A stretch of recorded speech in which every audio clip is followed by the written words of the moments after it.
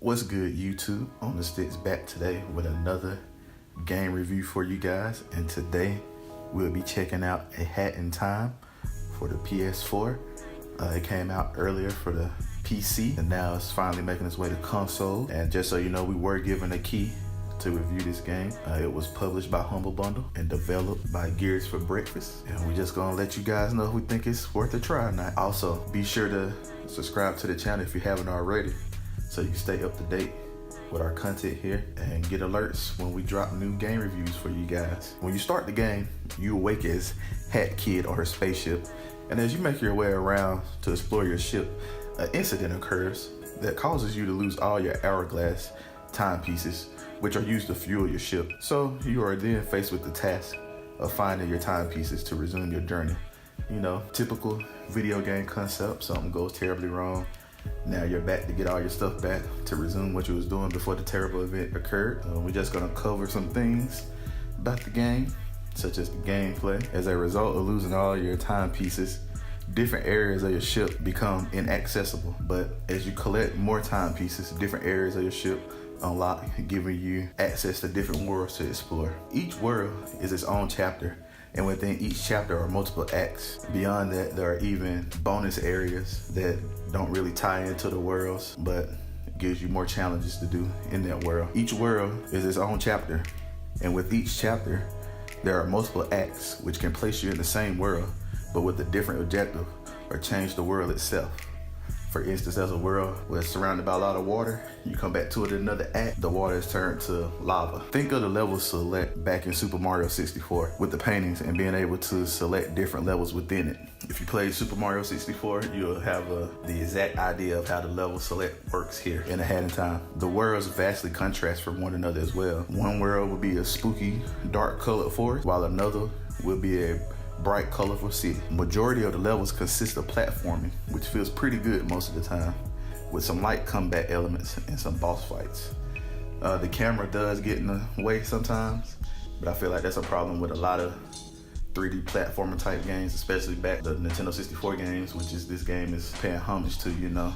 So of course it's gonna have camera problems, and I do feel like some of the combat is a little too easy. Even the boss fights can be a little too easy at times, but the difficulty on some of the platforming does ramp up. You will get a little challenge from some of the stuff on there. I know I did. I found as I went further into the game, things did get a little bit more difficult with the enemies and the platforming and the puzzles. Along with collecting the timepieces, you will also collect yarn to craft new hats. Each hat gives abilities such as throwing grenade-type bombs or allowing you to see traps in the environment. There are some other abilities you can obtain by purchasing badges with the orbs you collect throughout each level. Some of the abilities include attracting the collectibles around you, so you don't have to run all the way on them to collect them. They're like drawn towards you. And another is to automatically deploy your umbrella as you're falling from a high distance to prevent falling damage. There are also other things to collect, like medals to unlock other rewards from like a gumball type machine. And going back to me mentioning the bonus levels, when you complete those, you can also unlock different stuff like different color palettes for your character. And you will also encounter characters throughout the story who will become your friend and join you back on your ship. Like at the start, you encounter a character named Mustache Girl as soon as you start playing on your first world.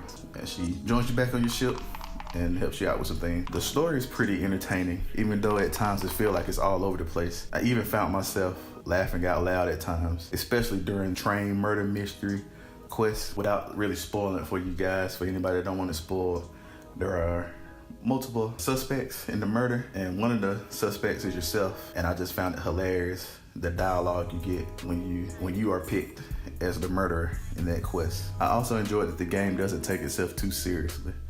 I enjoy a funny game. I enjoyed this game for that. Like I said, this game is a great nod towards the Nintendo 64 era platformer game. There's also local co-op split screen. I didn't get a chance to try that out, but that's probably entertaining. I think also on PC you could actually play online co-op. I think there's some free DLC coming as a result of the Kickstarter goals. If so, that's great. Hopefully it's coming to everything. That'll be really good. So when it comes down to A Hat in Time, do I feel like it is worth a try? I'm gonna have to say yes.